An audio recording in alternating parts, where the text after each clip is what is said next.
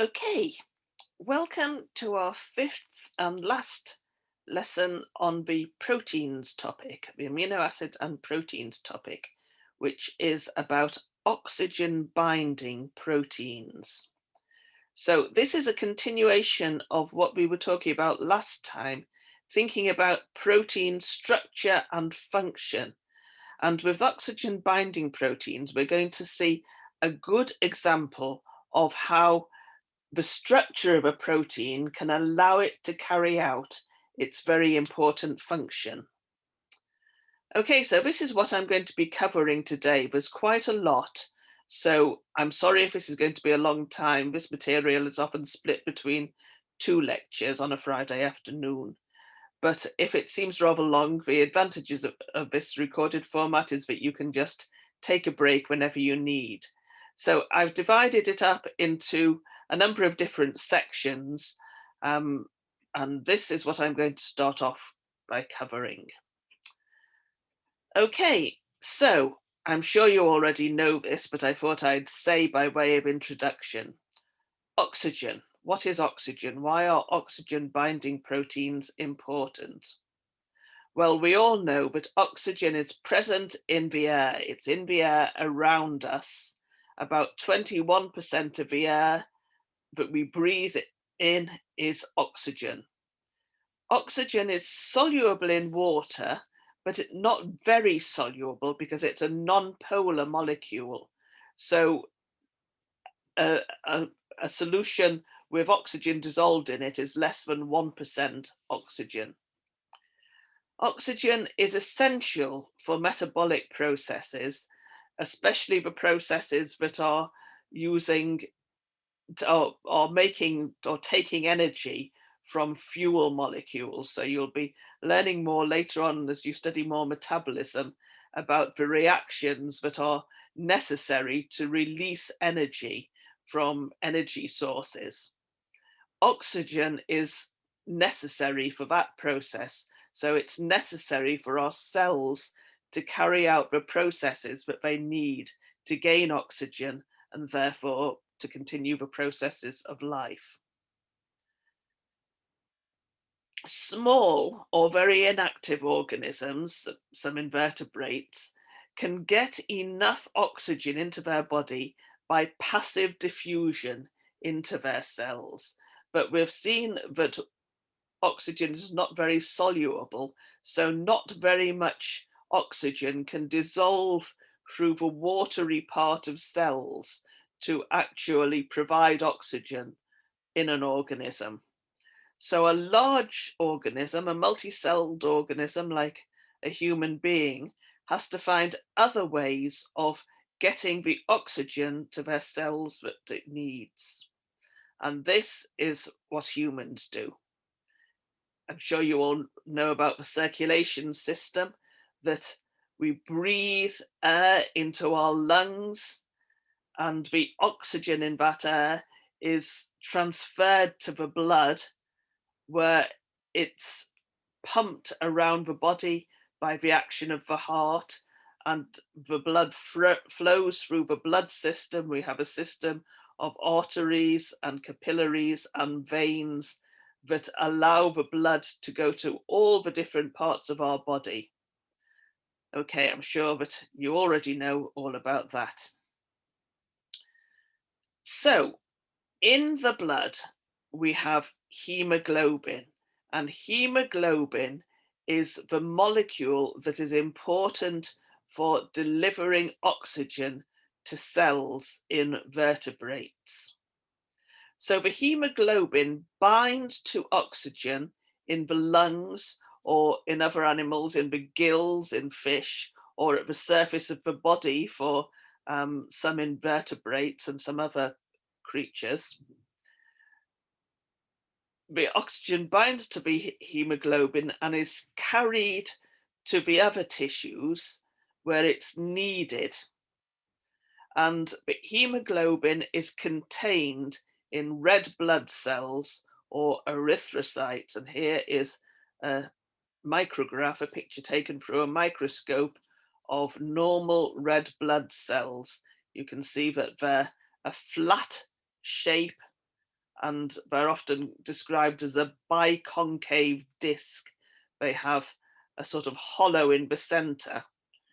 This is partly due to the fact that mature red blood cells have lost their nucleus. They no longer have a nucleus, but it also increases the surface area of the cell so that there is a maximum surface area for oxygen to transfer into the hemoglobin inside that cell.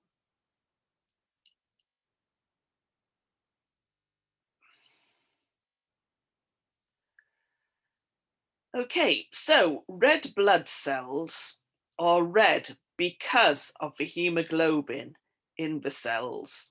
Hemoglobin appears as a red color, a red solution when hemoglobin protein is dissolved in liquid. But it has two slightly different colors. Hemoglobin with oxygen bound to it, or oxyhemoglobin, is a brighter red color than hemoglobin without oxygen bound. So this is the same difference between arterial and venous blood. If you see a person bleeding, you can often tell which sort of blood vessel has been cut by the color of the blood. And I think that perhaps this picture shows it best. Here is the brighter red color of blood, and here is the darker red color of blood without oxygen. And again, here perhaps you can see that this one is brighter red and this one is darker red. So the difference between these two sorts of hemoglobin is whether or not a lot of the hemoglobin molecules inside the red blood cells have oxygen bound to them.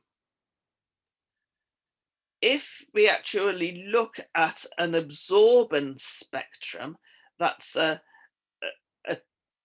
results of an experiment where it's been examined how much light of a certain wavelength is absorbed by blood with and without oxygen in it, or hemoglobin with and without oxygen, we see that oxyhemoglobin has two absorbance peaks. Here's the different wavelengths of light. And deoxyhemoglobin has just one peak. Okay, so by measuring the maximum absorbance peak of different sorts of hemoglobin, it's possible to calculate how much of the oxygen in that, how much of a hemoglobin in that sample has oxygen bound to it and how much is deoxyhemoglobin.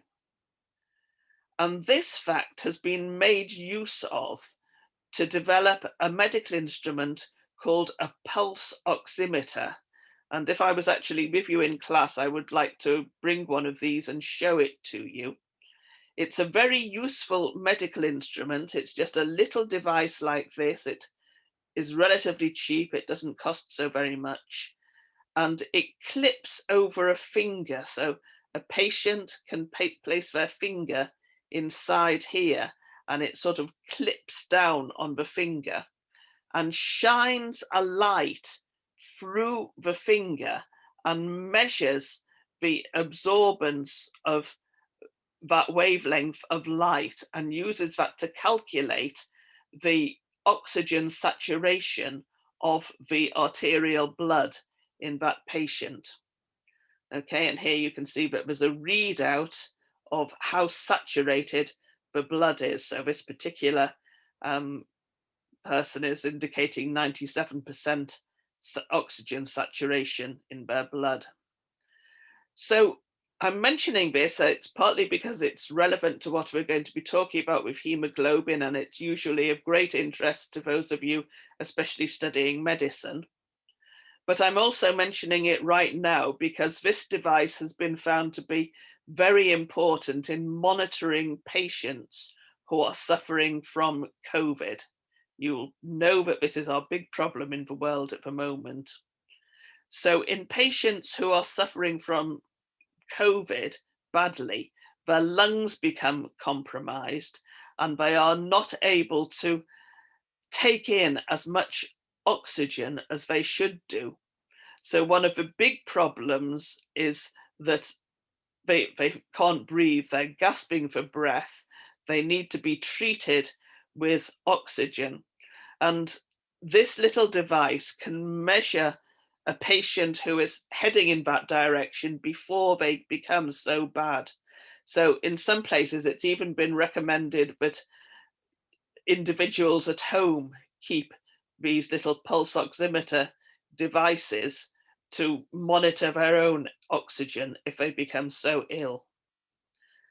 Okay, but the general point about hemoglobin is the color change that happens with and without oxygen.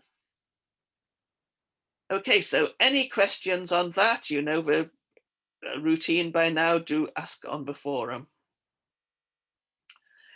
Okay, so we're looking at hemoglobin as an example of a protein to see how protein structure and function are related. So hemoglobin is a good example of a protein with a quaternary structure.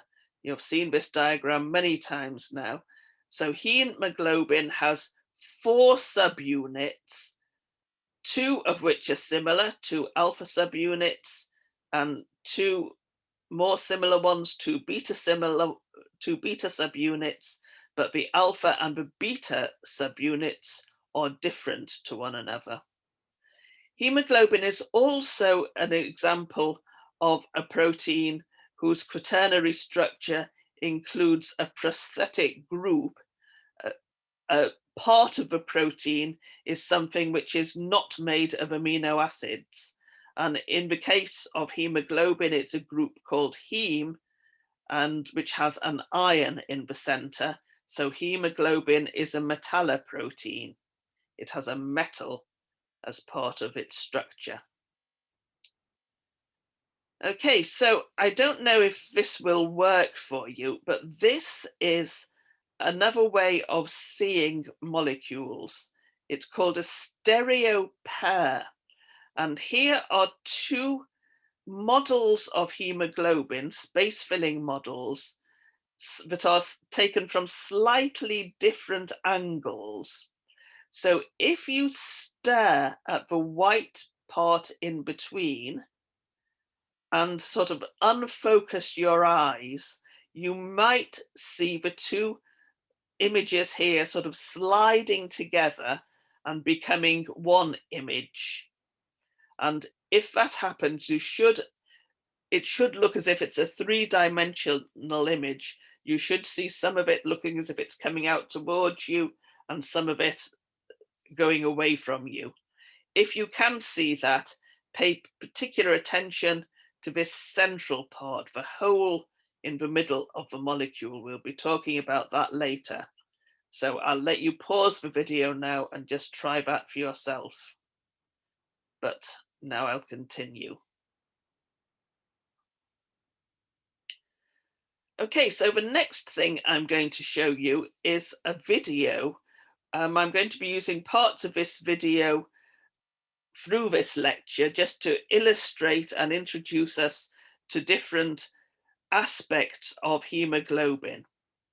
Okay, so video.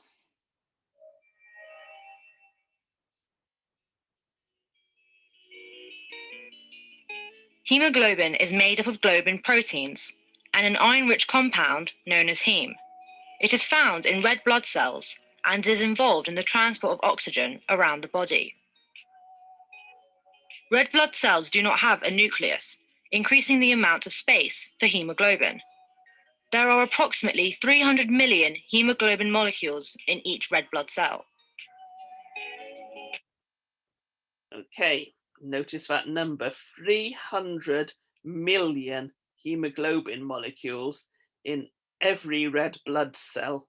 And I don't know how many red blood cells we have in our bodies, but there's a lot of them. Okay, so Hemoglobin and myoglobin belong to a family of proteins with a similar tertiary structure, which is called the globin fold. And most proteins with a globin fold are involved in carrying or storing oxygen. The best studied of those proteins with globin fold structures are myoglobin and hemoglobin. So here is a diagram of myoglobin, and here is the beta chain of hemoglobin. And you can see that they're very similar, a similar general structure, but if then you focus in on the details, you'll start to see differences. For instance, here there is a total of 153 amino acids, whereas here there is only 146. Okay, so very similar, but not the same. So I've said that the best studied are myoglobin and hemoglobin. They were actually the first proteins to have their three-dimensional structure found and understood using the technique of X-ray diffraction. And that was work done in the 1950s. And in 1962, Max Perutz and John Kendrew, who did this work, were awarded the Nobel Prize. Okay, so what is the structure? Well, here is myoglobin and here is hemoglobin.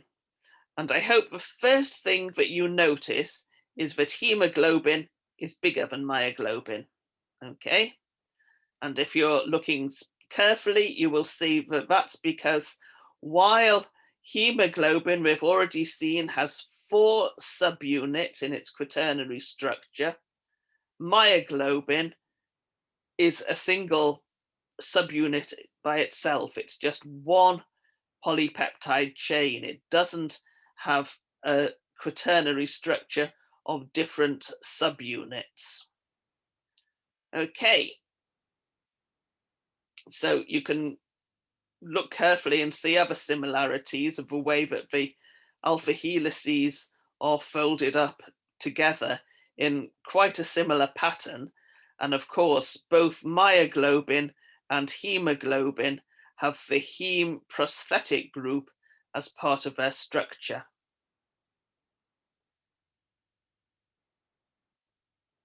Okay, and here is a different sort of model. This is a space filling model of the two types of molecule. Here is myoglobin, and here is its heme prosthetic group. Here is hemoglobin with its 4 subunits, and here the heme is shown in black, so we can only see the heme in these 2 top subunits. Okay, so again, pause to think if you want to ask any questions. So let's have a look at heme. We've seen that both myoglobin and hemoglobin have heme as part of their structure.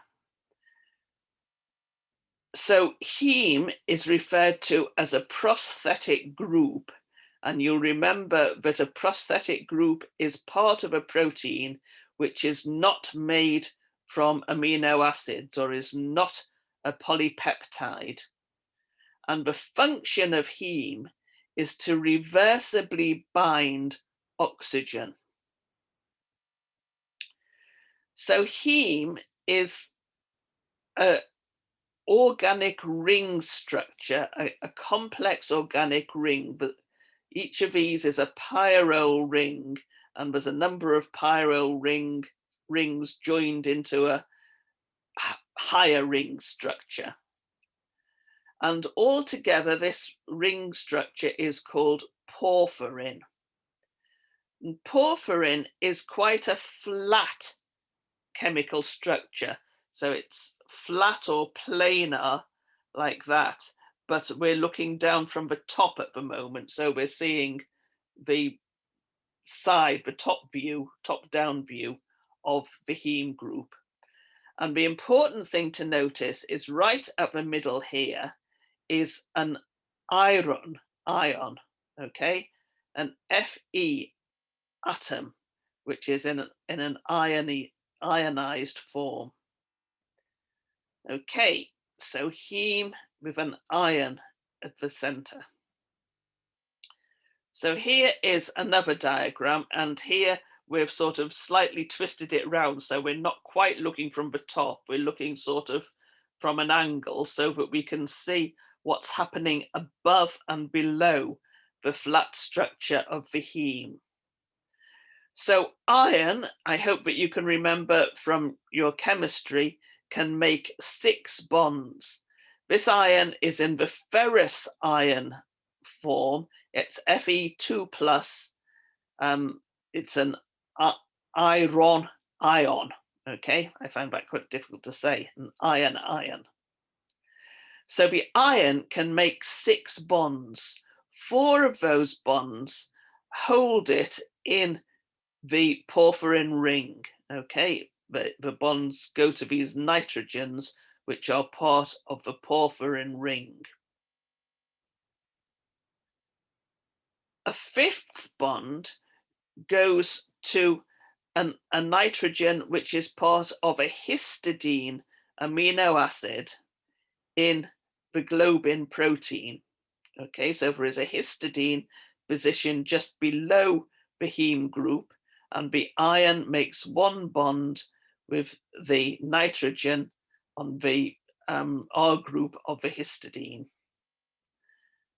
And then the 6th bond is the one that can actually bind to oxygen in oxyhemoglobin. So here is an oxygen molecule, O2, bound to the iron. Okay, so I've noted here that while the normal function of hemoglobin is to bind to oxygen, it's also possible for other small molecules to bind to this iron, and we'll be talking about some of those later, especially carbon monoxide. It can also bind to nitric acid or other small molecules, and these molecules, I've described them as toxic, but they're basically toxic because they can bind to the hemoglobin and disrupt its normal function. Okay, so here is heme again. This is just the diagram from Leninger, a number of different ways of representing heme. So here is a space-filling model. You can see the iron in the middle here, and the sort of flat shape of the ring structure around it. Here are the nitrogens that are holding the iron in place. Here is the diagram we've already seen, with bond to the nitrogen in the flat plane, and then below to the histidine and above to the oxygen. Here is a sort of diagrammatic representation, and here is a diagram showing the flat structure, and above and below a sort of 3-dimensional representation. Okay, so heme is important in hemoglobin and in myoglobin. So any questions on heme, please do ask them now. Okay, so here is myoglobin. We're going to be thinking about myoglobin first. So here is the heme sitting in the tertiary folded structure of myoglobin. So the primary structure of myoglobin is a single polypeptide chain, just one continuous chain. You can follow this round and see that it goes from the beginning to the end in one unbroken chain.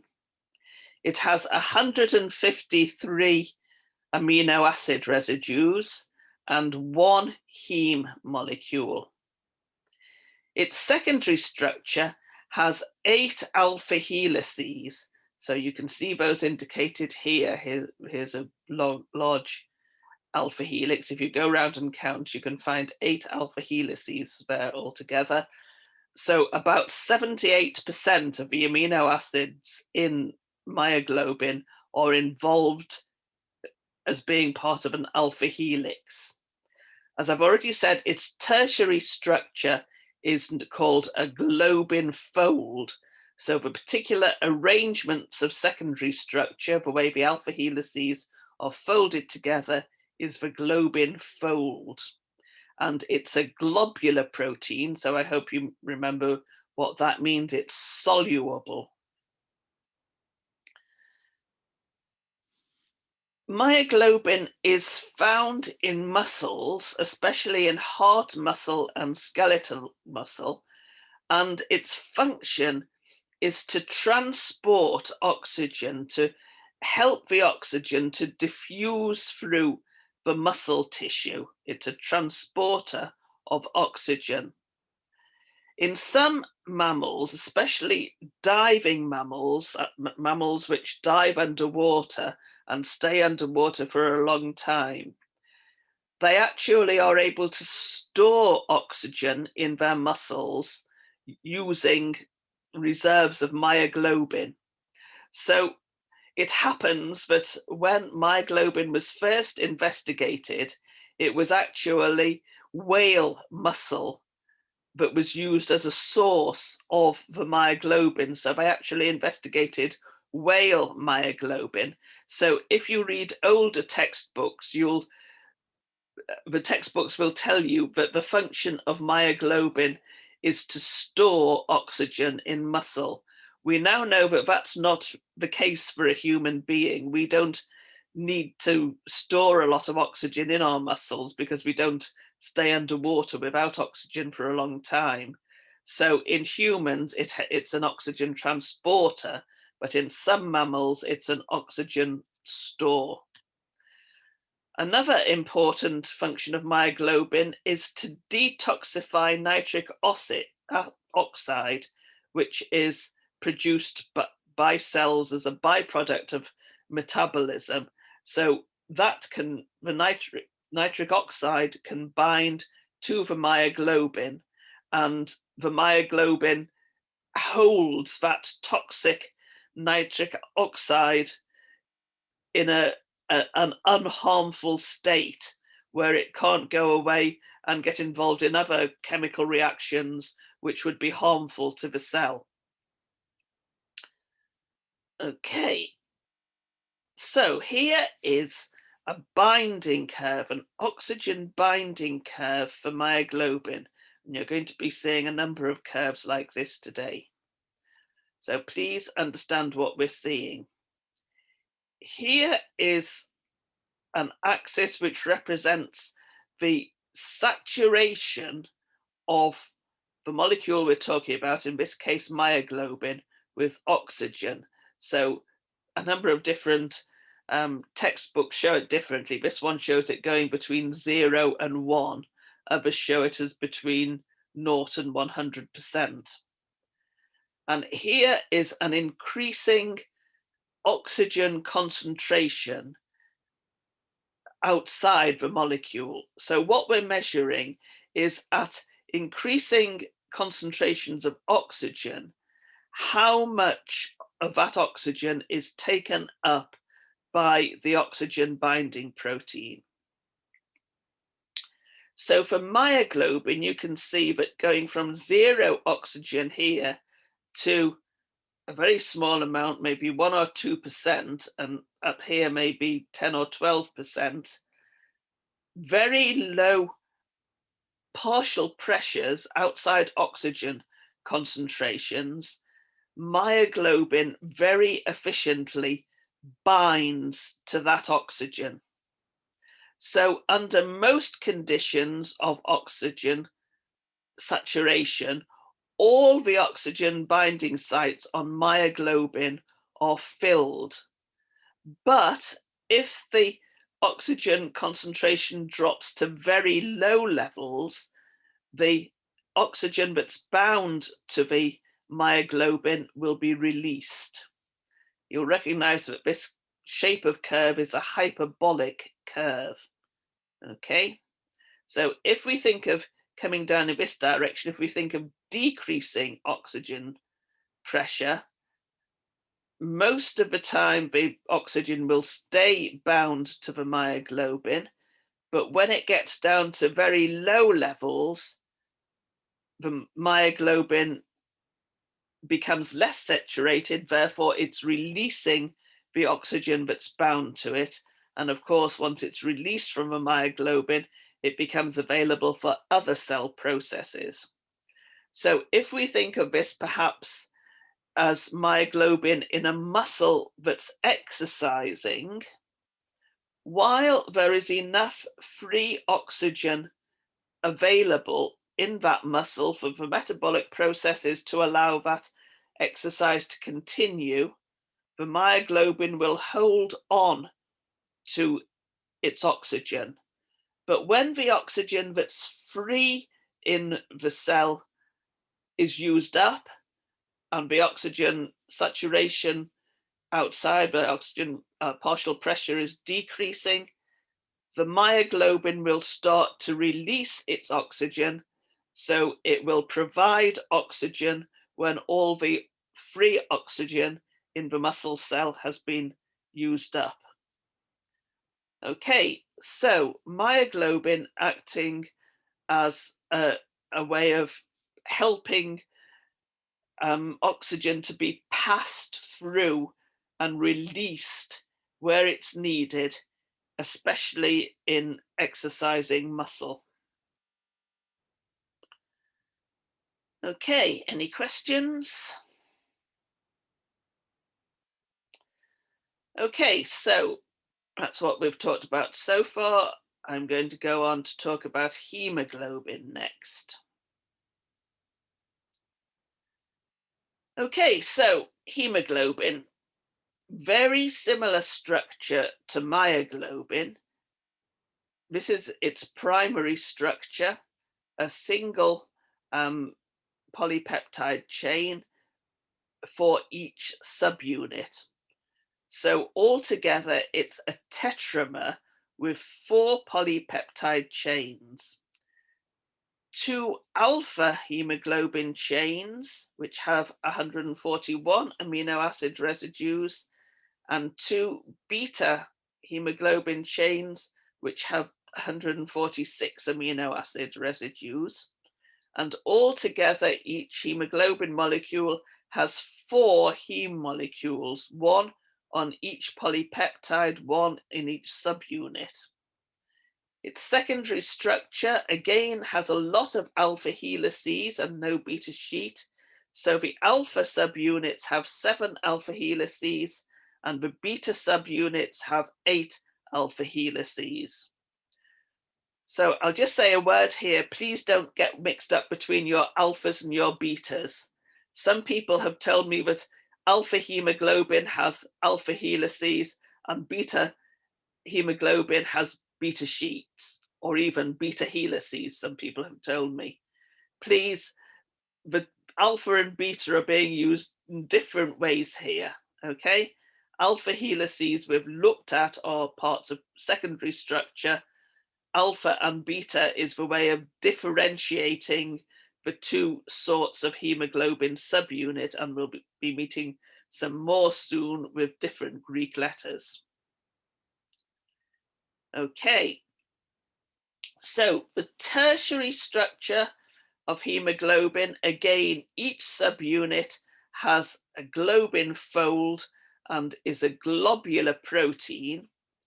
And the quaternary structure is 4 subunits, each with its own heme prosthetic group, and strong non-covalent interactions hold these 4 subunits together. The hydrophobic interactions, hydrogen bonding, salt bridges, all play a part in holding the 4 subunits together. And the strongest interactions are between the unlike subunits. So here is an alpha subunit, and here is the other alpha subunit. And you can see that in the structure of a protein, they're quite far apart. They actually do sort of have a few points of contact. But on the other hand, this alpha has a lot of contact with this beta and with this beta. And this alpha has a lot of contact with the beta here and the beta here.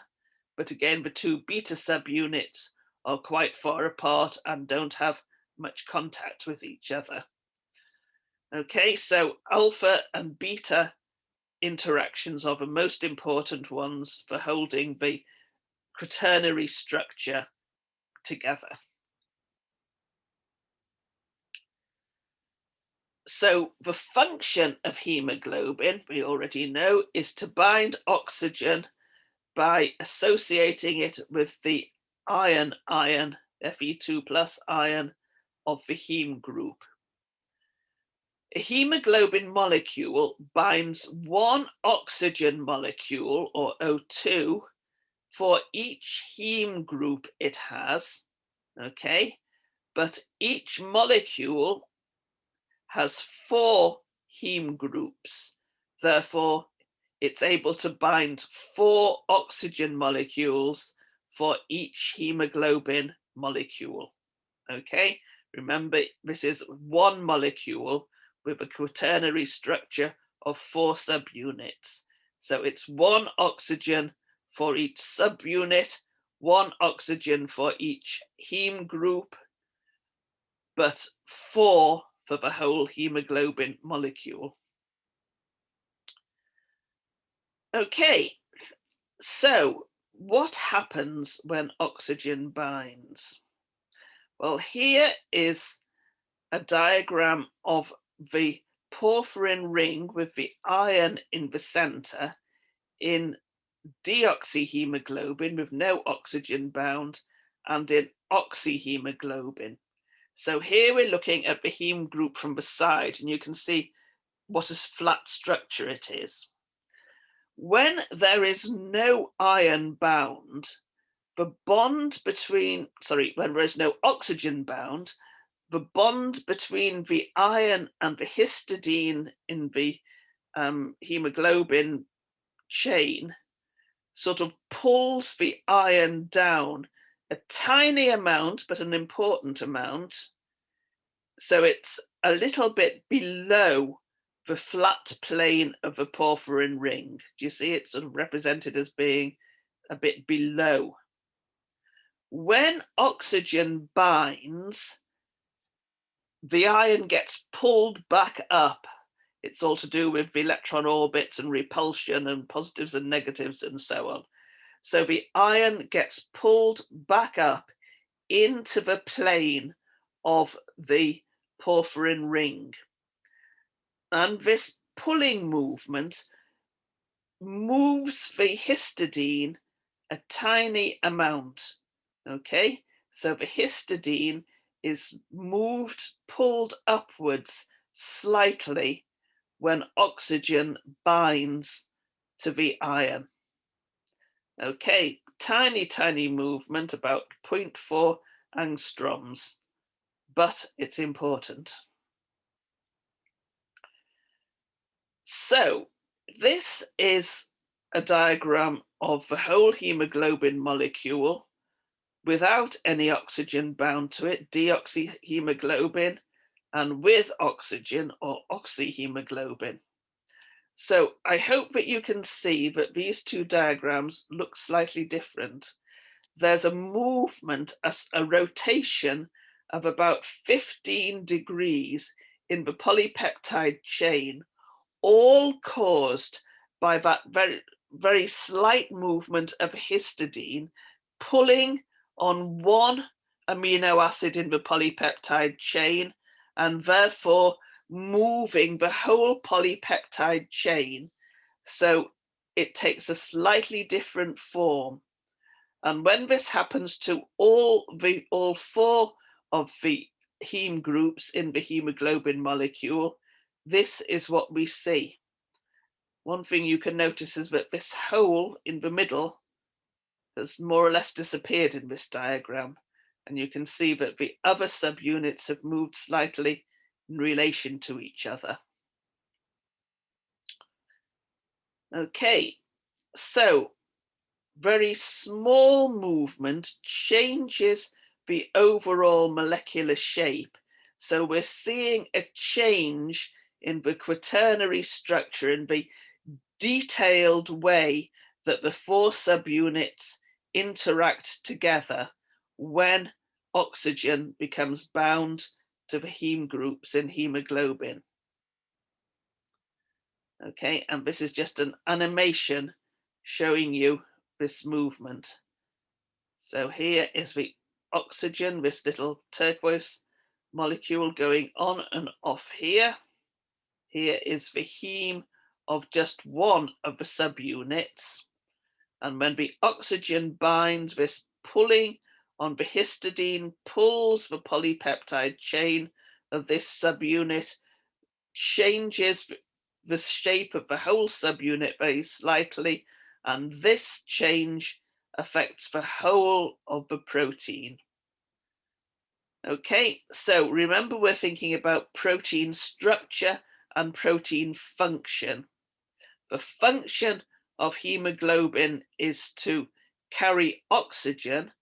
The structure and the structural changes that happen in hemoglobin when it binds to oxygen are important in it carrying out that function.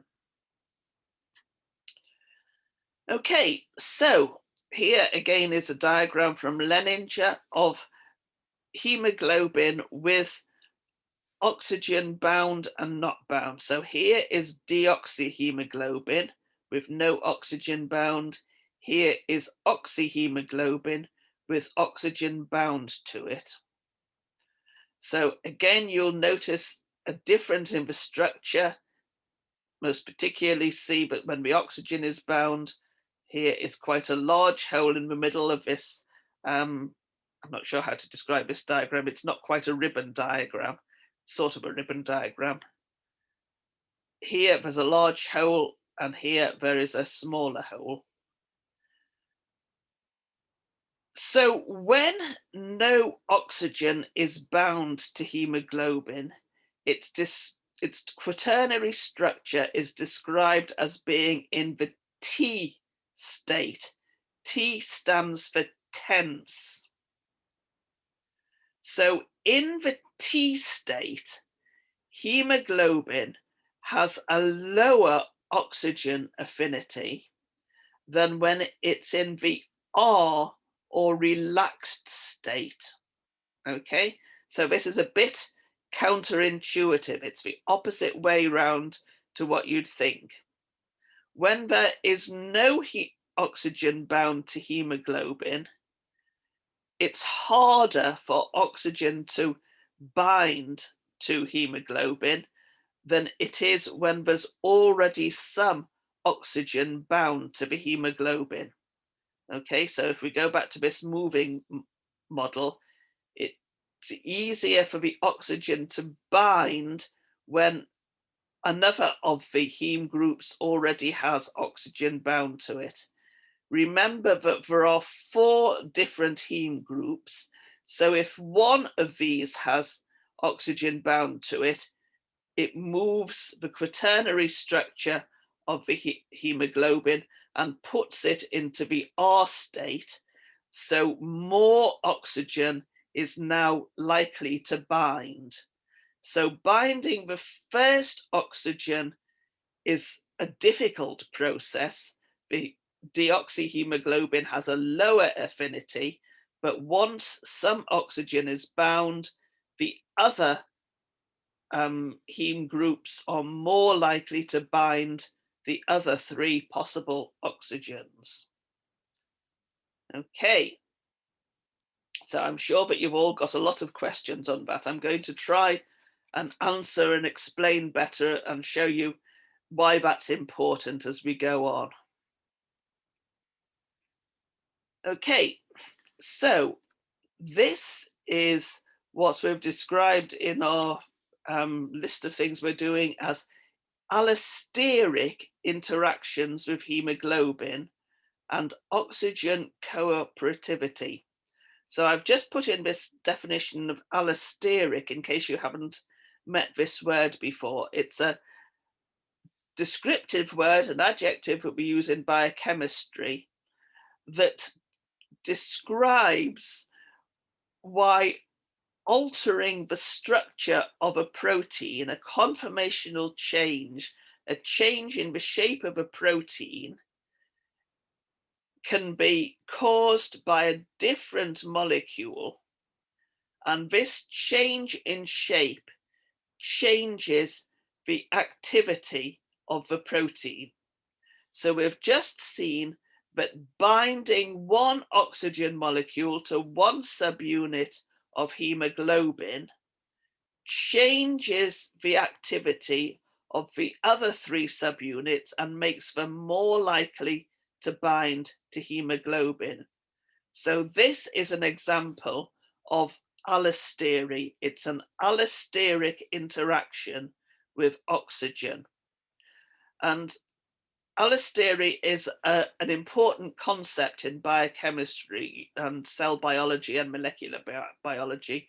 You'll be hearing a lot about something binding, usually to a protein, but sometimes to a different molecule, the protein changing its shape. And because it's changed its shape, it changes its activity. You'll be meeting it when we talk about receptors, about DNA control, many different places. Allosteric proteins are important. Okay, so here is our allosteric hemoglobin changing its shape, its quaternary structure, when oxygen binds to it. And there is just the animation again, showing the allosteric change in the shape of the hemoglobin molecule.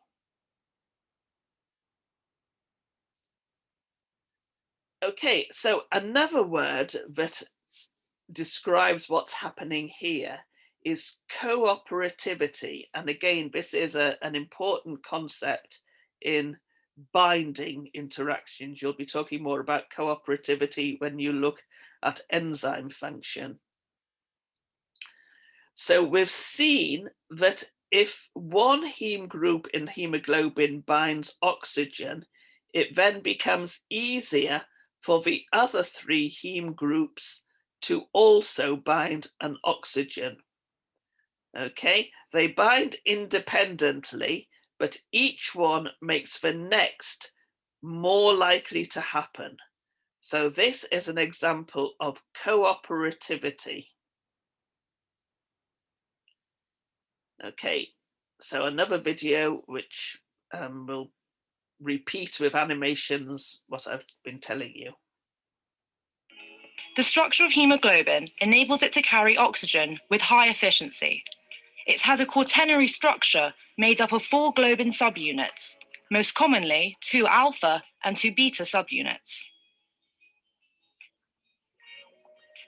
In the center of each globin subunit is a heme group, which is where oxygen binding takes place. Each hemoglobin molecule can therefore bind with 4 molecules of oxygen, 1 on each heme group. Oxygen binds to hemoglobin in the lungs, where the concentration of oxygen is high. Binding of oxygen is a cooperative process. This means that when an oxygen molecule binds to one of the heme groups, it causes a conformational change in the protein, which makes it easier for oxygen to bind to the other heme groups.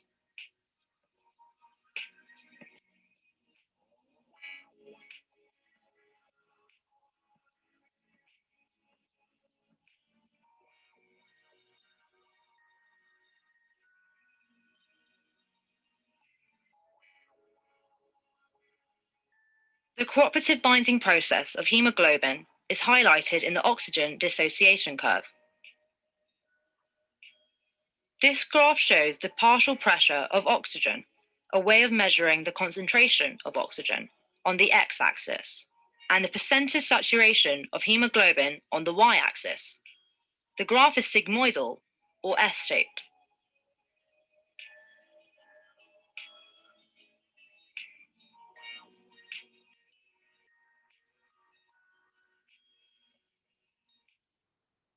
Okay, I hope you found that sort of seeing the diagram of the four oxygens going on and producing the cooperative effect was useful.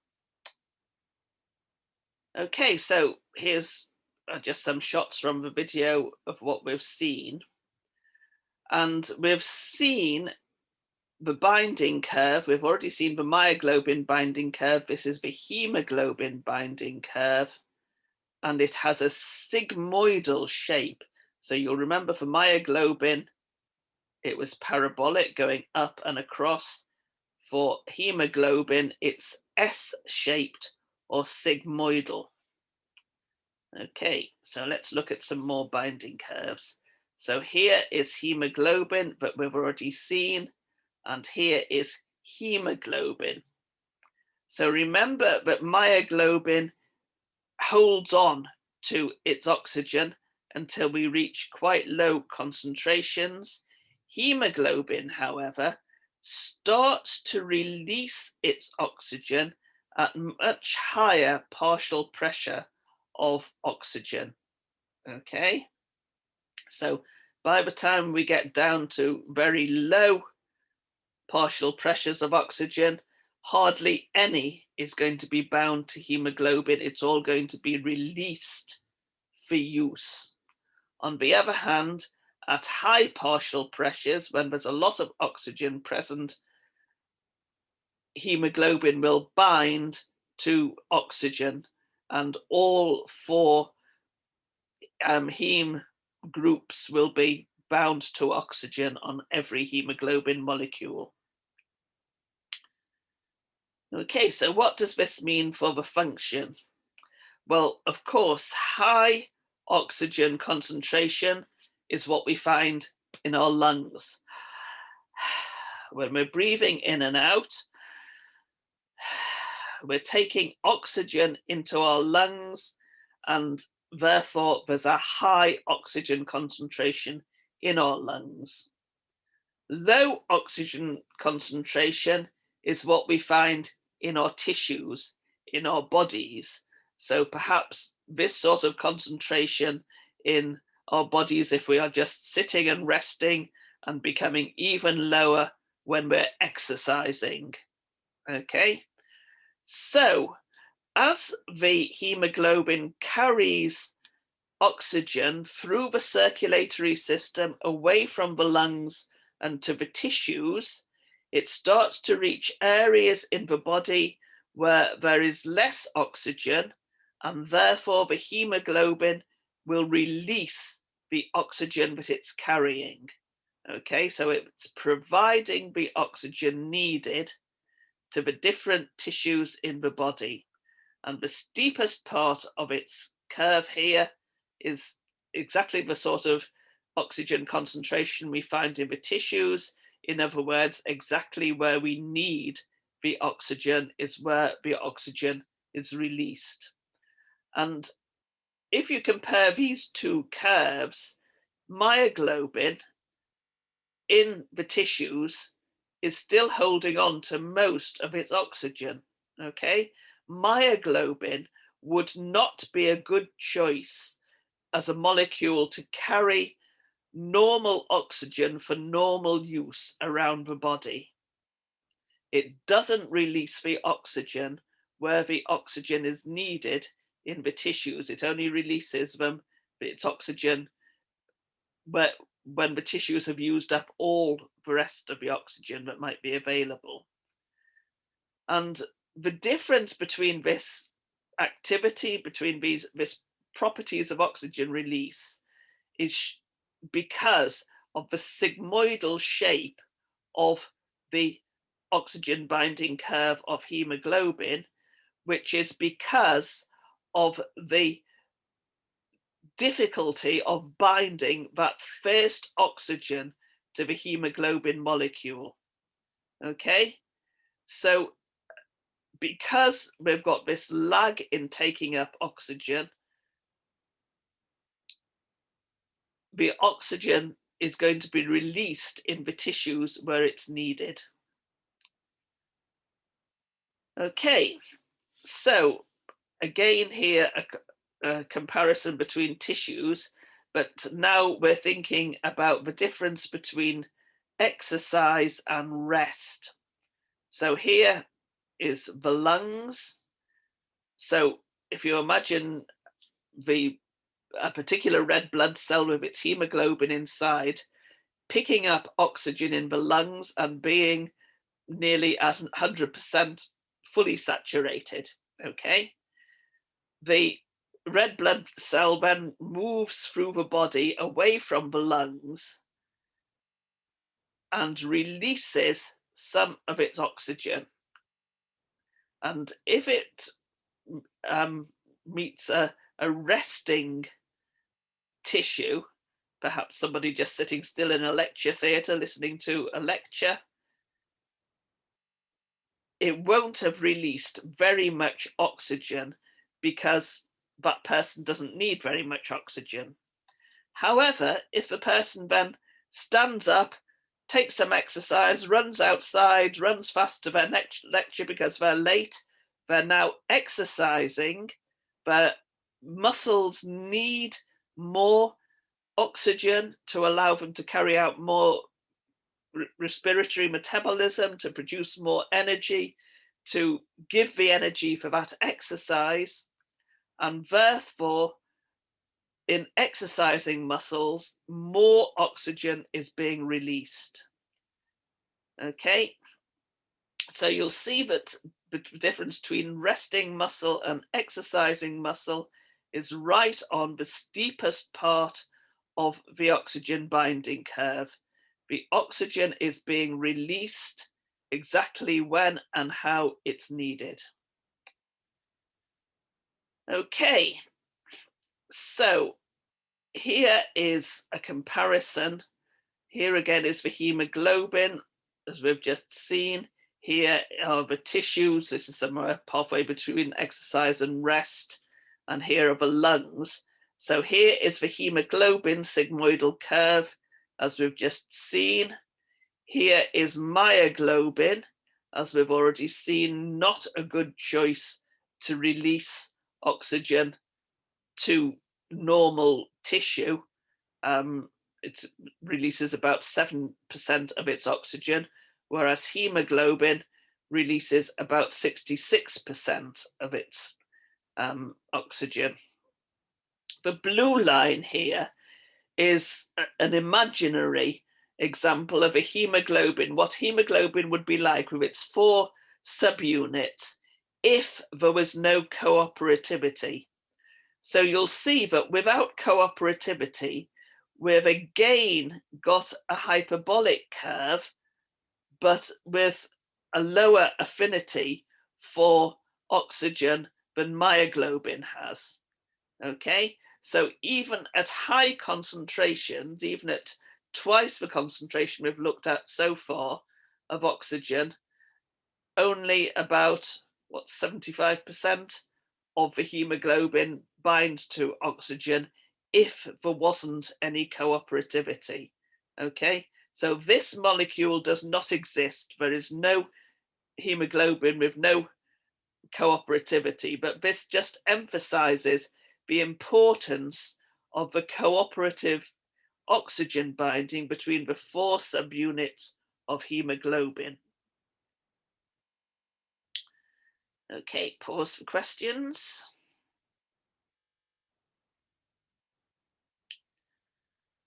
Okay, so now we're going to think about carbon dioxide. So we've said that oxygen is needed in the body for metabolism. Metabolism uses up oxygen and releases carbon dioxide. Okay, I hope you already know that. Carbon dioxide is not very soluble, so in the body it's converted to bicarbonate. Okay, I think you've covered this already at the beginning of this course. So when it's converted to bicarbonate and dissolves in the watery fluids, the aqueous part inside the body, it releases protons. And what is the name we give to something that releases protons? An acid. Okay. So when carbon dioxide reacts with water, becomes bicarbonate and dissolves in water, it releases protons and therefore decreases the pH. Okay, so this diagram just shows us a red blood cell, carbon dioxide dissolving out of the tissues, cells where it's being produced, dissolving in the liquid of the blood, and then entering a red blood cell and becoming bicarbonate and releasing protons inside the red blood cell. Okay, so exercising tissues, the blood and the cells in the blood close to that point of exercise becomes more acid. The pH is decreased. So what effect does a decrease in pH have on the oxygen binding of the hemoglobin? Okay, so here is the sigmoidal binding curve of oxygen at 3 different pHs. And notice that they're quite similar pHs, not very far from neutral, 7.2, 7.4, and 7.6. We're not talking about the body becoming like hydrochloric acid or something like that. It's a small pH shift. But you'll see that at increasingly acidic conditions, so the most acidic one here is pH 7.2, the curve is shifting to the right. It's having a lower affinity for oxygen. Oxygen is being released from the hemoglobin. Okay, so where do we find the dissolved bicarbonate? From the carbon dioxide produced by metabolizing cells in the tissues where the oxygen has been used up in metabolism.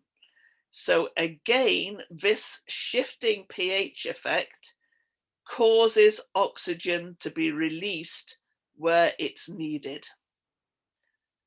So in tissues with a lot of carbon dioxide, so especially exercising tissues, tissues carrying out a high level of metabolism, hemoglobin will release its oxygen. So this effect, this pH shift, is called the Bohr effect after its discoverer. So here is again 3 different pHs, and here is the sigmoidal binding curve. But here we're also realizing that carbon dioxide can bind directly to hemoglobin. It's actually able to bind to the ends of the hemoglobin chains. And carbon dioxide being directly bound to hemoglobin reduces the affinity even more than the pH shift. Okay, so the 3 lines we have here, the red one is pH 7.4, and that pH produced in some other way, not by carbon dioxide.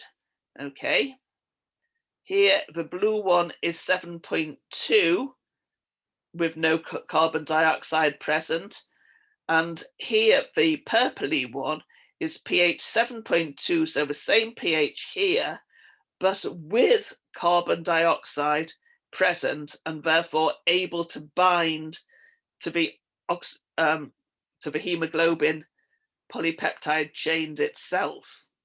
So again, this has the effect of shifting the curve to the right. Okay, so more oxygen is released. So 2 things about carbon dioxide. it makes the conditions more acid, which shifts the curve to the right, and it binds to the hemoglobin itself, which shifts the curve to the right. So even more efficient transport from the lungs and release in the tissue. Are you starting to think that hemoglobin does its job extremely well? Are you starting to think that it's an extremely well designed molecule? I think so. Okay, so this just summarizes what we've been saying. Here is the carbon dioxide being released from the tissues, dissolving in the red blood cells, becoming associated with the hemoglobin. And also here is the chloride shift effect, which I think you look at in physiology, so I'm not going to go into that now. Okay, and here is the same red blood cell having reached the lungs. Here, the carbon dioxide can be released and breathed out, got rid of from our bodies, and more oxygen can be picked up and bound to the red blood cells.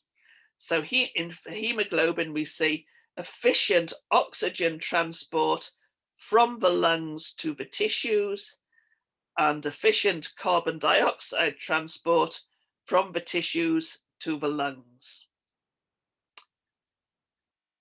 Okay, so another video which just again sums up and helps to animate what I've been talking about.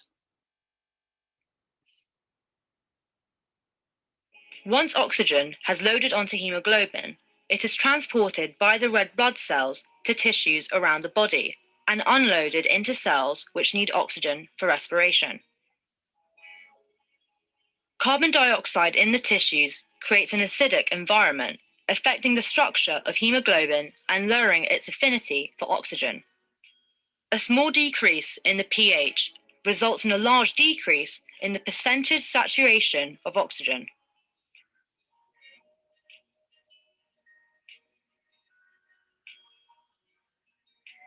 The oxygen dissociation curve is affected by levels of carbon dioxide in the blood. For example, when carbon dioxide levels go up after exercising. The presence of carbon dioxide helps the release of oxygen from hemoglobin, so the curve shifts to the right.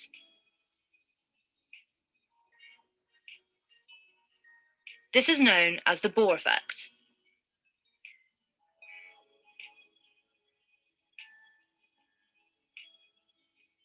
Oxygen unloads from hemoglobin one molecule at a time, and hemoglobin returns to its deoxyhemoglobin structure.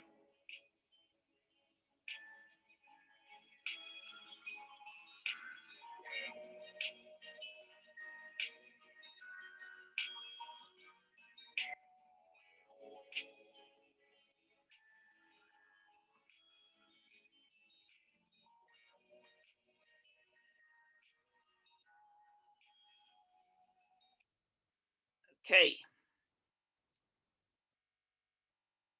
So, any questions? And moving on. Okay, so I'm now going to talk about another molecule called 2,3-BPG, or some older textbooks might call it 2,3-DPG. It stands for 2,3-bis phosphoglycerate. So its older name was 2,3-diphosphoglycerate. Okay, so 2,3-BPG is a byproduct of glycolysis. So glycolysis, you'll learn a lot more about it later, but it's one of the reactions needed to produce energy from food sources. So 2,3-BPG is found inside erythrocytes at quite a high concentration. And in the presence of 2,3-BPG, the affinity of hemoglobin for oxygen decreases. So here are two curves again. Here's a sigmoidal binding curve, similar to what we've already seen. Okay, it is hemoglobin in red blood cells with 2,3-BPG present. Here is an experiment that's been done with pure hemoglobin with no 2,3-BPG. And notice here that we're seeing something that looks a lot more like the curve for myoglobin. Okay, it's a parabolic curve, more or less. It's lost its sigmoidal shape. And the important thing to notice is that, again, at this oxygen concentration that we find in the tissues, not very much oxygen is being released, about 8%, whereas in the normal conditions of hemoglobin in the red blood cells with 2,3-BPG, about 66% of the oxygen has been released to these tissues. So the presence of 2,3-BPG makes a big effect on the ability of hemoglobin to release its oxygen. Okay, so I've kept telling you to look at the central hole. This is why that hole is important. That hole is where 2,3-BPG binds. Okay, so it binds in the hole in the middle of the quaternary structure of hemoglobin. So one molecule per hemoglobin molecule, or one molecule of 2,3-BPG for 4 hemoglobin subunits, or 4 heme, therefore 4 oxygen atoms. Okay, so here is the 2,3-BPG, and here are some of the amino acids that we find on the side chains around this central hole. So you can see that around the central hole, all 4 subunits sort of have an exposed bit of them around that central hole, but particularly the ones in the 2 beta subunits are important. And these are the interactions that the 2,3-BPG can make with amino acid side groups around that hole. Okay, so the 2,3-BPG binds in the center hole of the hemoglobin molecule, and when it does that, it holds the whole molecule into its T state, its tense state. Okay, so you can think of it as sort of stopping that movement we saw. It's holding the 4 subunits in their T state. So 2,3-BPG is locking deoxyhemoglobin in the T state, so it's less likely to bind oxygen and therefore more likely to release oxygen. Okay, if the hemoglobin is in the oxygenated state, if it's already got oxygen bound to it, remember we saw that oxyhemoglobin doesn't have much of a hole in the middle. The shift in structure has closed up that hole, so there's no place for the 2,3-BPG to bind, therefore it doesn't bind to it, therefore it doesn't change it. Okay, so this is how 2,3-BPG is able to lock the hemoglobin into the state where oxygen is less likely to be bound, therefore more likely to be released, therefore help the release of the oxygen exactly where it's needed in the tissues. Okay, so where do we find a lot of 2,3-BPG? Well, where a lot of glycolysis is happening. Where is a lot of glycolysis happening? in exercising tissues. So again, this is a way that oxygen can be released where it's needed. Okay. In some cases, the concentration of 2,3-BPG can be changed and therefore change the binding of oxygen to the hemoglobin. So, for instance, at high altitudes, there is less oxygen in the atmosphere, therefore, the lungs take up less oxygen. This is why when mountain climbers go very high up mountains, quite often they carry canisters of oxygen with them to help them breathe as they climb those mountains. Okay, but at high altitude, with less oxygen in the atmosphere, 2,3-BPG can lock the hemoglobin into the tense state and therefore make sure that all the oxygen is released. Another thing that can affect 2,3-BPG is damage to the lungs, for instance, caused by cigarette smoking. So smokers often find that they're gasping for breath, and that can affect their 2,3-BPG levels.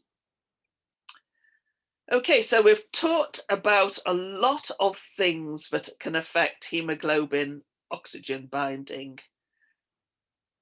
So this is a summary of the allosteric effects that we've seen.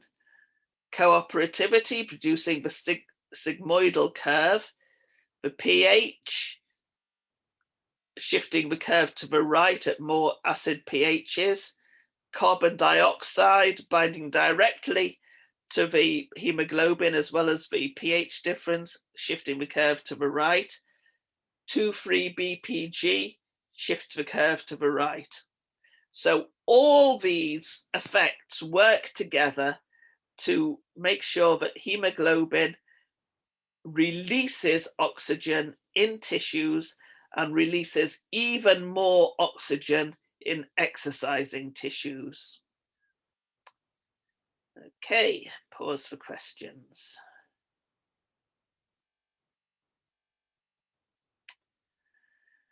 Okay, so on to the last section now. I'm sorry I told you that this would be quite long, but do take a break if you need to.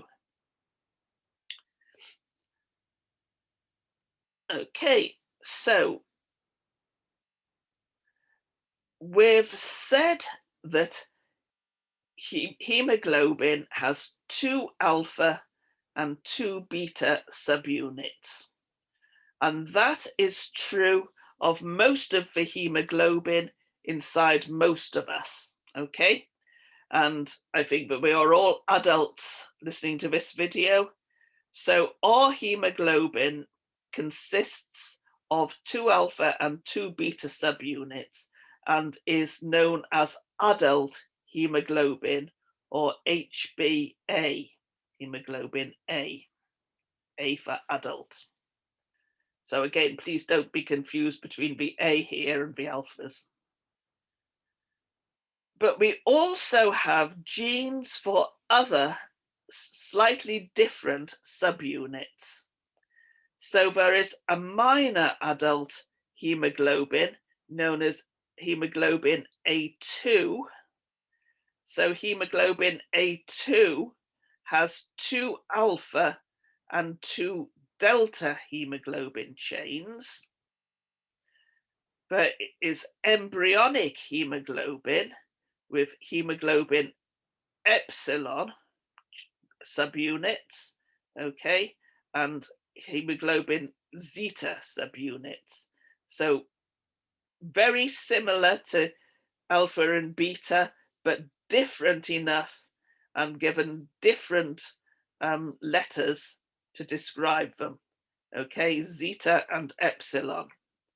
And then fetal hemoglobin has 2 alpha and two gamma chains, okay, two gamma subunits. Okay, so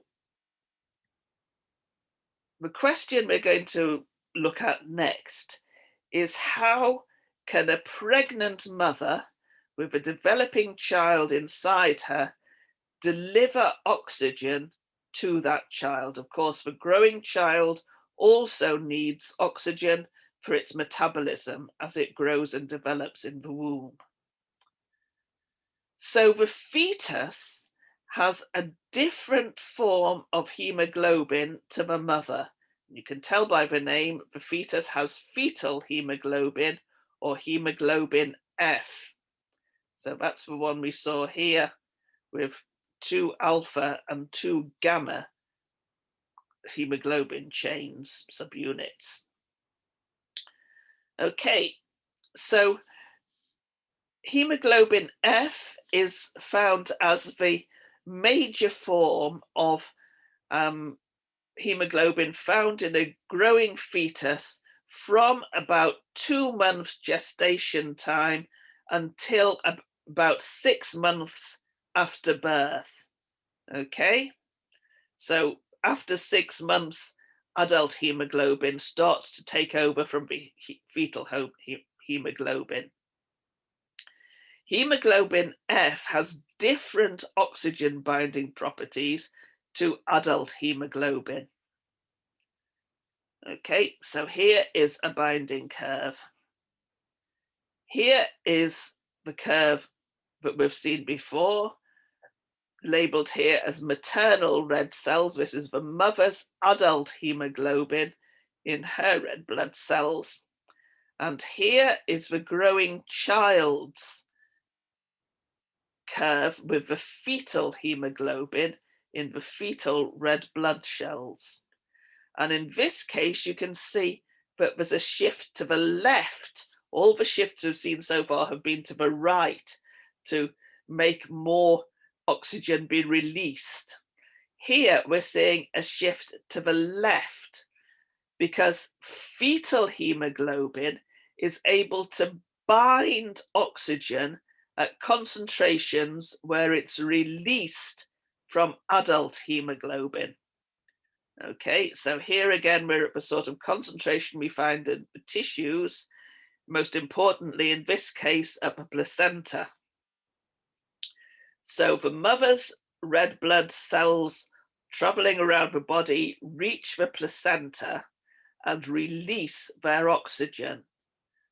But the fetus's red blood cells, also on the other side of the placenta, have fetal hemoglobin, and at that same oxygen partial pressure are able to take up the oxygen and then circulate around the fetus's body and be delivered to the tissues of the fetus. Okay, beautiful, beautiful design. Okay, so oxygen is released by hemoglobin A at the placenta and can bind to hemoglobin F in the fetus. Okay, so how does this happen at a molecular level?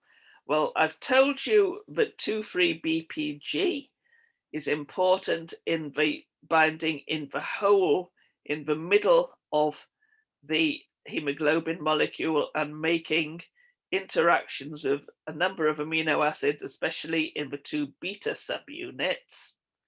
Well, remember that hemoglobin, fetal hemoglobin, has two alpha subunits, but it doesn't have any beta subunits. It has gamma subunits.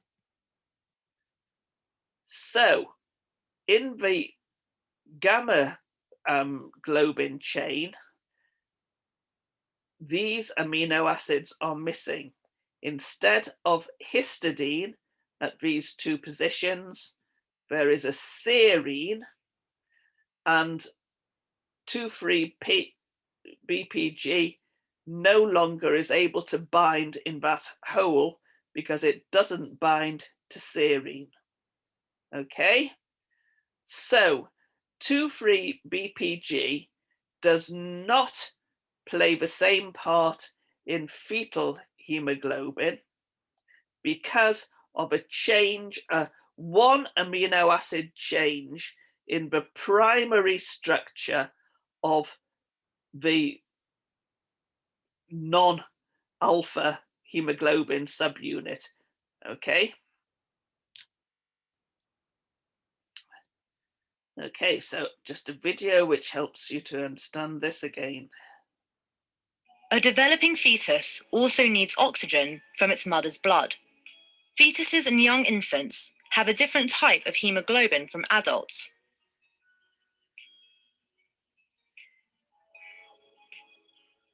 Fetal hemoglobin has 2 alpha and 2 gamma globin chains, and this structure enables it to bind oxygen with a greater affinity. This means that the fetal hemoglobin will always load oxygen from the mother's hemoglobin.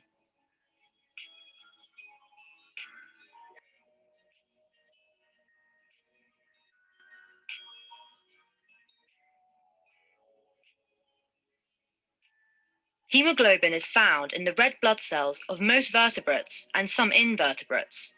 Different organisms have different types of hemoglobin, and their dissociation curves reflect this. For example, a llama living at high altitude, where oxygen levels are reduced, needs to be able to pick up oxygen even at low levels, so the curve shifts to the left.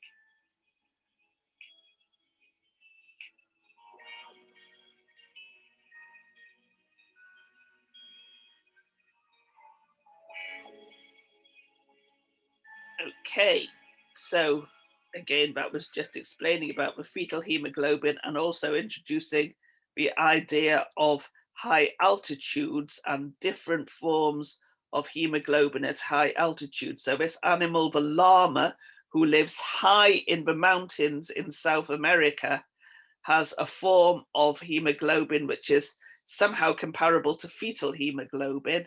It can pick up oxygen at concentrations where human hemoglobin releases it.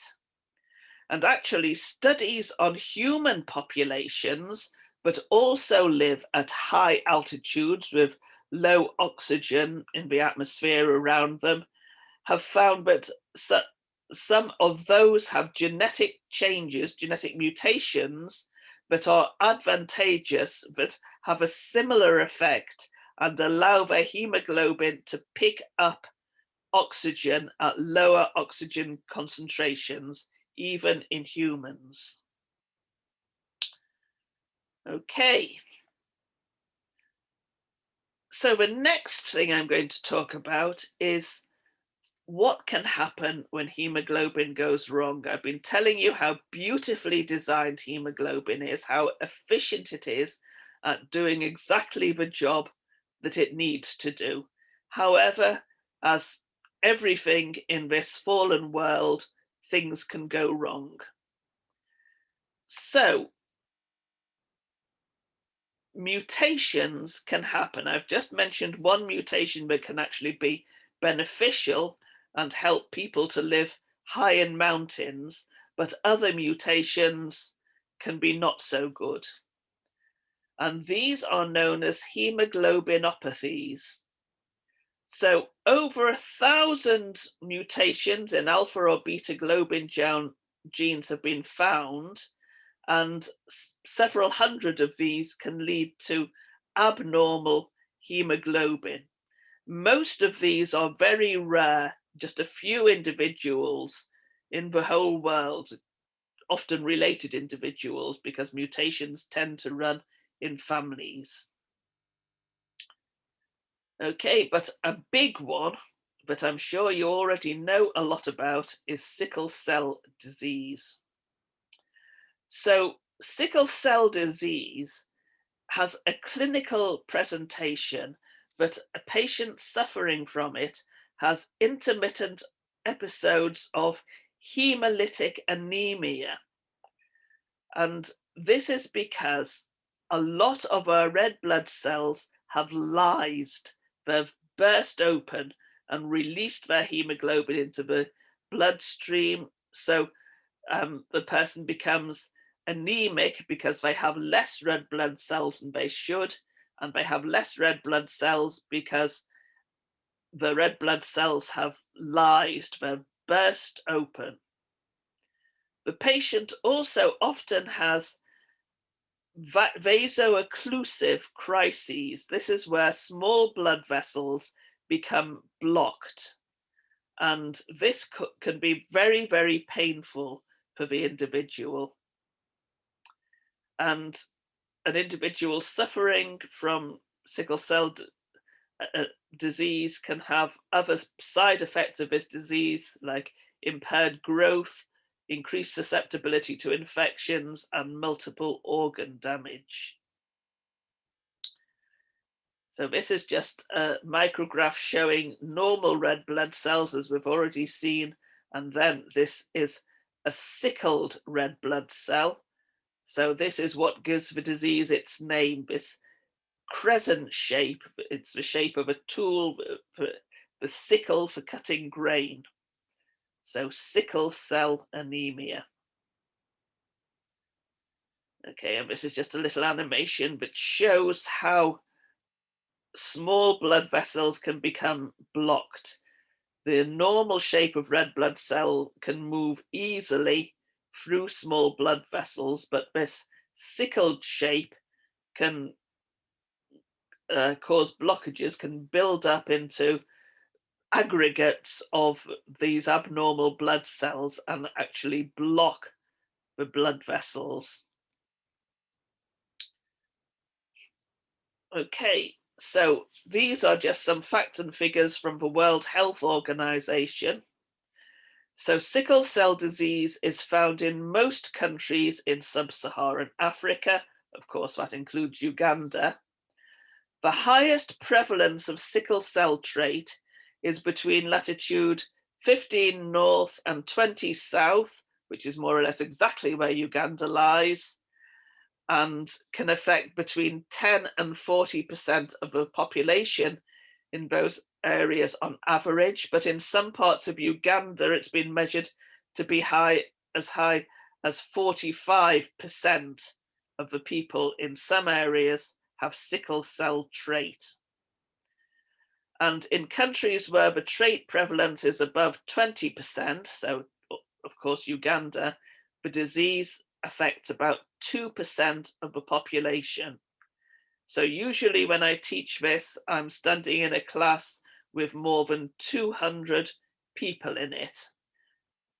On average, I would expect, therefore, 4 people in that class to be suffering from sickle cell disease.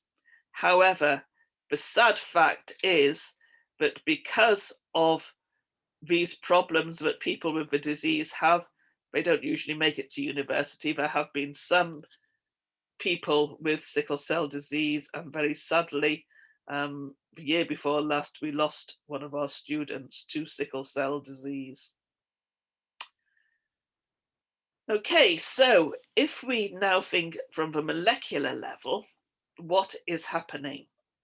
Well, here is a diagram you've seen before of, this is just the end, the C-terminal end of the myoglobin, hemoglobin alpha, and hemoglobin beta. Okay, so in sickle cell disease, there is a mutation which changes amino acid number 6 of the beta hemoglobin chain from a glutamic acid to a valine. So here is the N-terminal end of the beta hemoglobin beta chain. So if we count 1, 2, 3, 4, 5, 6, we can see that amino acid number 6 is an E, or a glutamic acid. And glutamic acid, I hope you remember, is a hydrophilic amino acid. It's a an acidic amino acid, it likes to interact with water. The mutation changes it to a valine, which is a hydrophobic amino acid. So here we see the sequence in normal adult hemoglobin with a glutamic acid at position 6. Here is the sequence in sickle cell hemoglobin, hemoglobin S, with a valine at the same position. So one amino acid change from hydrophilic to hydrophobic. So if we look to see where this amino acid is on the overall quaternary structure of hemoglobin, it's on the outside of the 2 beta subunits. Okay, so in hemoglobin S, there is a hydrophobic sticky patch caused by the valine at position 6 of each of the polypeptide chains. Okay, it's just shown in red here. So this hydrophobic patch is not usually there in normal hemoglobin, normal adult hemoglobin. Okay, so one consequence of this change is that there is a change of charge in the hemoglobin protein overall, because glutamic acid has a negative charge, whereas valine is neutral. So next week you're going to be looking at electrophoresis, so I hope you'll understand this diagram better. But this change in charge means that the two forms of hemoglobin, normal and sickle cell hemoglobin, move differently in electrophoresis. So this can be used as a diagnosis of sickle cell hemoglobin. So you'll see here is an individual with just hemoglobin S. Here is a normal individual with hemoglobin A, and here is an individual who has both forms. So this is sickle cell trait. Okay, and here is another electrophoresis gel. So here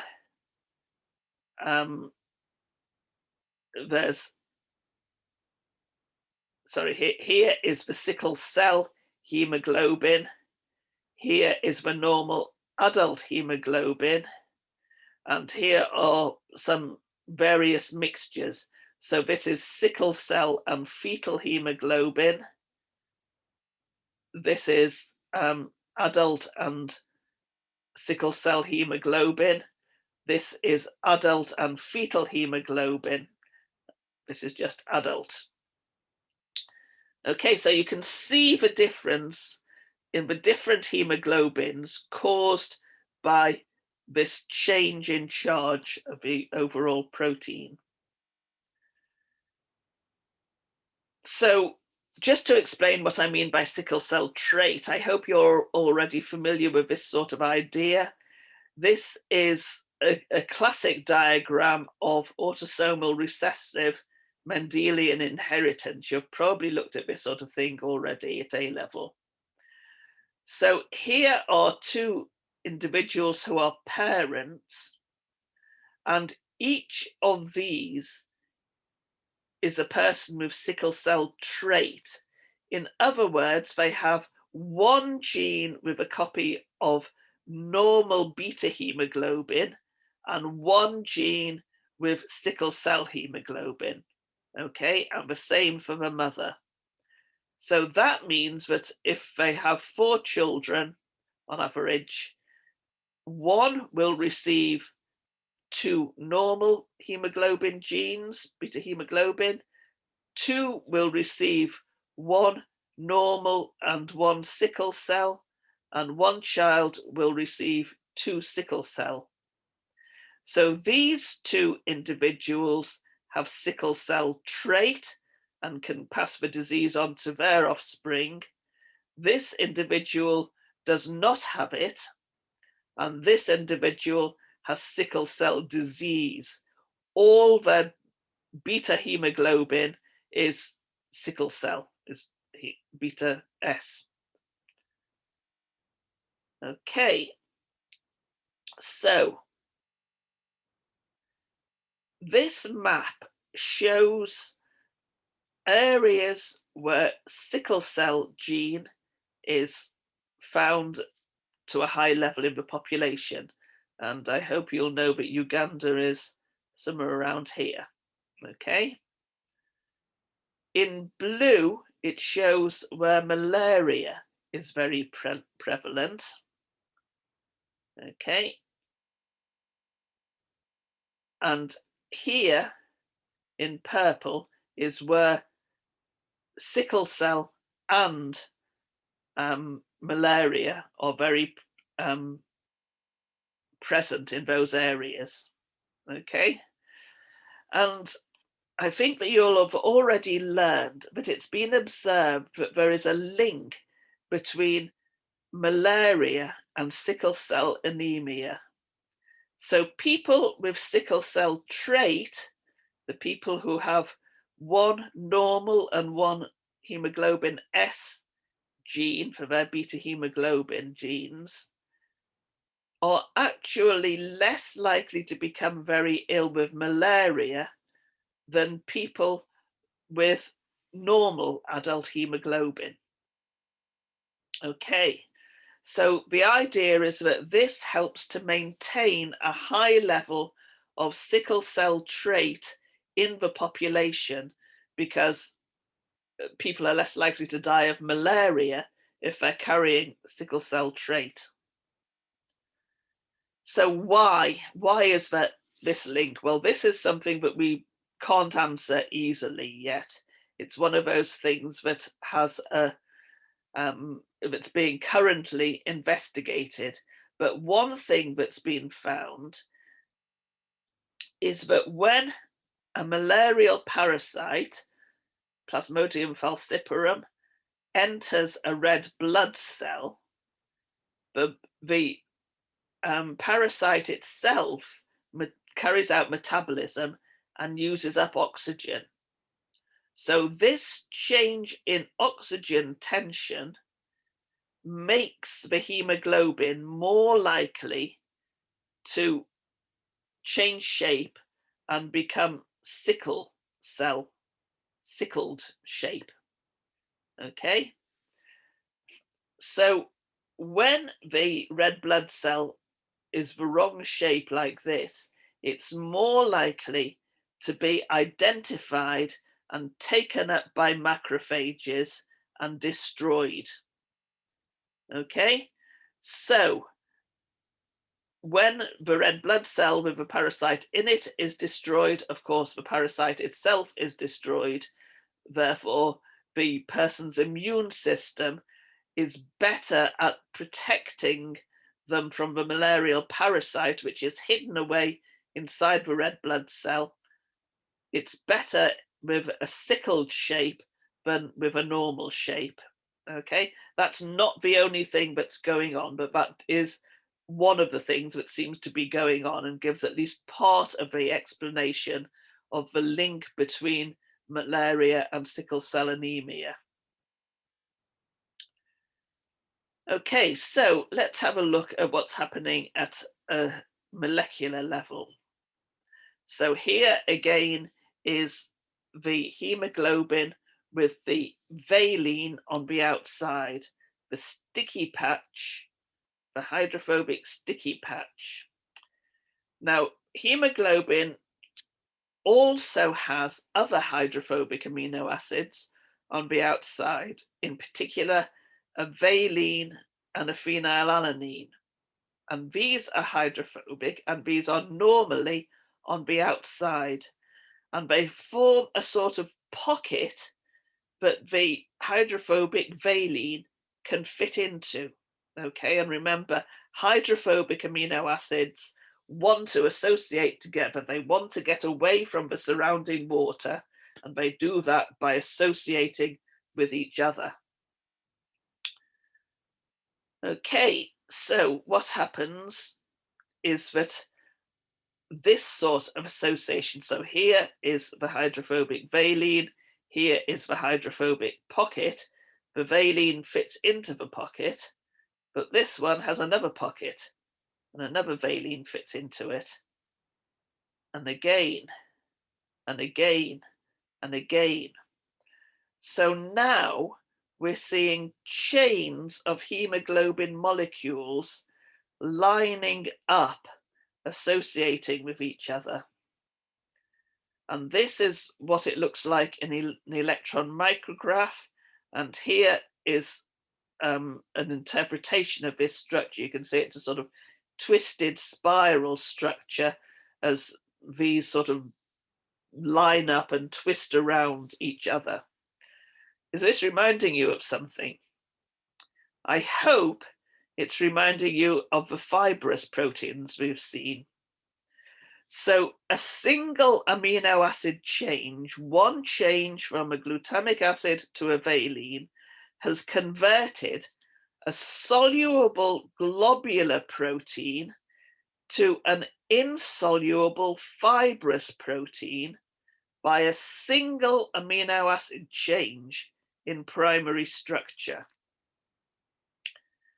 Okay, so these long chains of hemoglobin are what forms inside red blood cells. So here is an electron micrograph showing a red blood cell which has ruptured, has broken open because of the formation of these long fibers inside it. And you can see the fibers are spilling out. You can see their long shape. And as we saw before, these long distorted red blood cells are what can block the blood vessels. They can break open like this and rupture and release the hemoglobin. So this is what causes the clinical symptoms of sickle cell disease. Okay, so again here we see the blood vessels becoming blocked. We can see the crescent sickled shape of the red blood cells forming these blockages. So those are filled with long fibers of hemoglobin like this. Okay, so the reason that this tends to happen in the small blood vessels is that only deoxyhemoglobin, in other words, hemoglobin that's already released its oxygen and is therefore in the T state, is affected. In the R state, if the hemoglobin is carrying oxygen, it doesn't make the same intramolecular contacts. The shape of a molecule is slightly different. So the hydrophobic valine and the hydrophobic pocket aren't lined up in the same sort of ways. So this only happens at low oxygen concentrations. In other words, deep in the tissues. In other words, where the blood vessels are smallest and most likely to become blocked. Okay, so that's sickle cell disease, and I'm sorry if any of you find that depressing, but as medical professionals, it is something that you're going to be finding and needing to deal with in Uganda. Okay, I'm not going to talk a lot about thalassemias, but these are another group of hemoglobinopathies which are caused by an imbalance in the production of alpha and beta chains. So they're divided into alpha thalassemias and beta thalassemias, depending which chain, the alpha or the beta chain, is not being produced correctly. As a result of not having the same numbers and the correct numbers of alpha and beta, hemoglobin is not able to form a correct quaternary structure. So the hemoglobin is abnormal. It's again a genetic disease with an autosomal recessive inheritance pattern. And again, it's observed that heterozygotes might have an increased resistance to malaria, perhaps for similar reasons that we saw for sickle cell disease. So if you're interested in thalassemias, please do look them up for yourself. Please do read more about thalassemia for yourself. Okay, a pause for questions.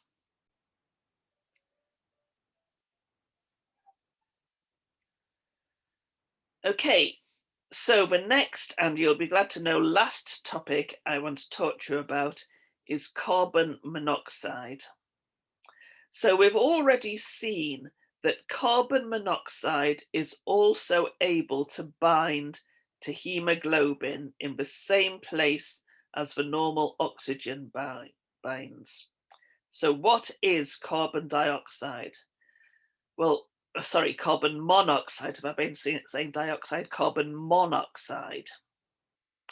So carbon monoxide is produced when fuel molecules are burned, but not burned completely. So two examples of a lot of carbon monoxide is found in car exhaust and in burning of charcoal in this sort of charcoal burner. And carbon monoxide is a colorless, odorless gas which can accumulate in enclosed spaces.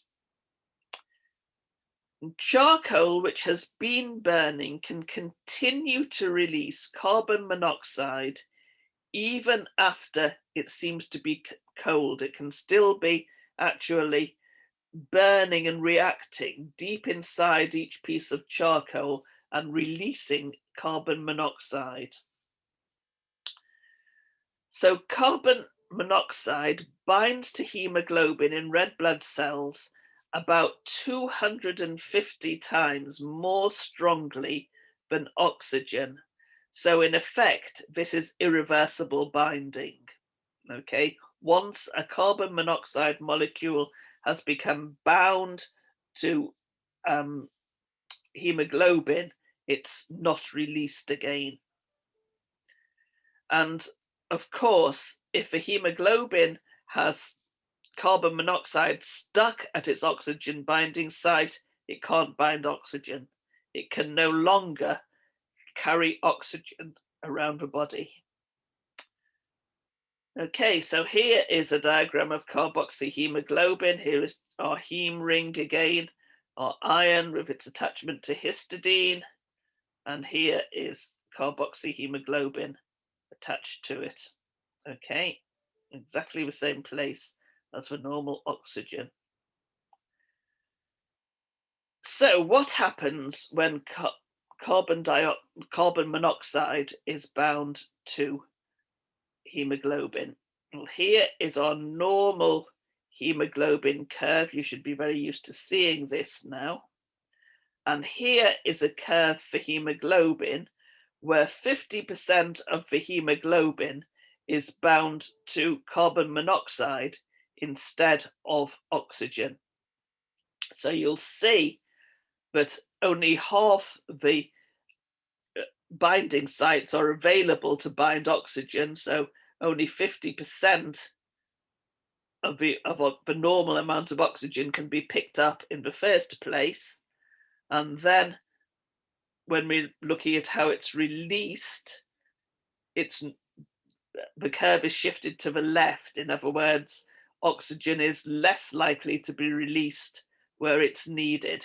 So less oxygen in the first place and the oxygen not being released where it's needed. And here is a comparison. This is 50% anemia. So this is 50% of the amount of hemoglobin, but it's normal hemoglobin. Okay, so this is half as many red blood cells as there should be. So again, only picking up half as much oxygen, but in this case, releasing the oxygen much more efficiently. So being bound to carbon monoxide is much more damaging than just not having enough hemoglobin. Okay, so what is the effect of carbon monoxide? Well, if less than 10% of the total hemoglobin is bound to carbon monoxide, the body can cope with that. We don't really see any symptoms, and the hemoglobin with the carbon monoxide bound to it can be destroyed and replaced. Above 10%, up to 15%, a patient starts to suffer from mild headaches. 20 to 30%, the headaches become severe. So the brain is being affected first. The brain has a great need for oxygen and it's not getting enough oxygen. So severe headache, nausea, dizziness, confusion, disorientation, and visual disturbances. 30 to 50%, those neurological symptoms become even more severe. And at about 50%, the patient loses consciousness, falls into a coma, is no longer able to breathe properly. And if the saturation reaches about 60%, the patient will die. So I'm telling you about this because I know that many of you cook on charcoal stoves. I know that many of you are worried about your stove being stolen overnight. So you cook outside and you take that stove into your room to keep it safe overnight. Remember that it might still be releasing carbon monoxide and that you might be sleeping next to it, breathing in the carbon monoxide. So I don't want to start worrying you. I don't want you to start having headaches, but just make sure that if you do that, you've got good ventilation in the room. The window is open. There is a good movement of air.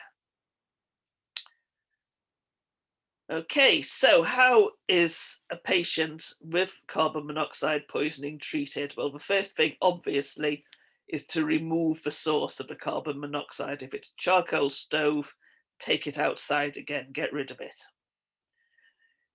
If the exposure has not been too bad, leaving the patient in the fresh air to recover for several hours, that will be enough. The damage that might be being done inside the body due to low oxygen levels will continue, but at least there isn't any more intake of the carbon monoxide, and the body will start to destroy the hemoglobin with the carbon monoxide bound to it and replace it with new hemoglobin. Giving the patient 100% oxygen using an oxygen mask will make this process quicker. It will help all the hemoglobin, which is still able to work, to carry oxygen to the tissues and stop the continuing damage. And even more effectively, if it's available, which I'm sorry it isn't in Uganda, but it is in some other countries, hyperbaric oxygen, high pressure oxygen, 2 to 3 atmosphere pressure of oxygen, forces oxygen onto hemoglobin and actually allows the carbon monoxide to leave the hemoglobin. It shifts that balance of binding 250 times stronger and means that hemoglobin is more likely to take up oxygen. Okay, any questions on that? Okay, and just as I finish, this is a summary diagram which I think summarizes everything that I've been telling you about shifting hemoglobin curves. So we've seen that in general, a shift to the right is good. It helps the release of oxygen where it's needed.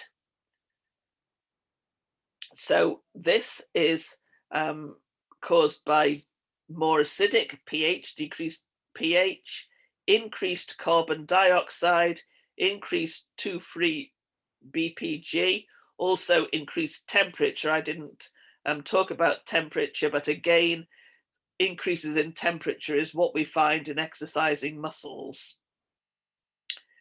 Shifts to the left in general tend to be less good.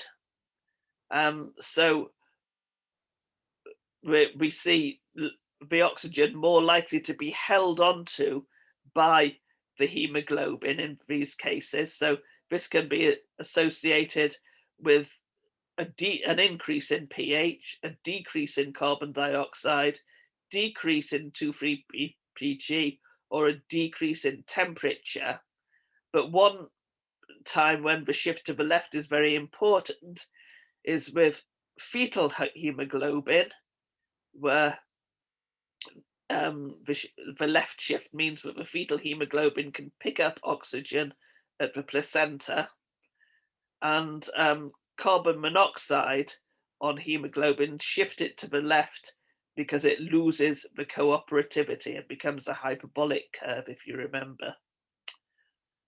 Okay, so if you want to go to the textbooks to find out more, there is a chapter in Leninger which tells you quite a lot of the things I've been telling you about. It's called Reversible Binding of a Protein to a Ligand, Oxygen Binding Proteins, and it's section 1 of chapter 5. But I find that more helpful are these two books, Stryer or Voit and Voit. Both of these have a chapter on hemoglobin, chapter 7 in Stryer and chapter 10 in Voit and Voit. So I find that their way of describing what's happening with hemoglobin is more useful than in Leninger. So I hope that you now know how to find textbooks. Okay, so they're the two I'd particularly recommend. So I'm sorry that this has been long, but this is the end of your protein topic. Next week, you're going to go on to separation methods.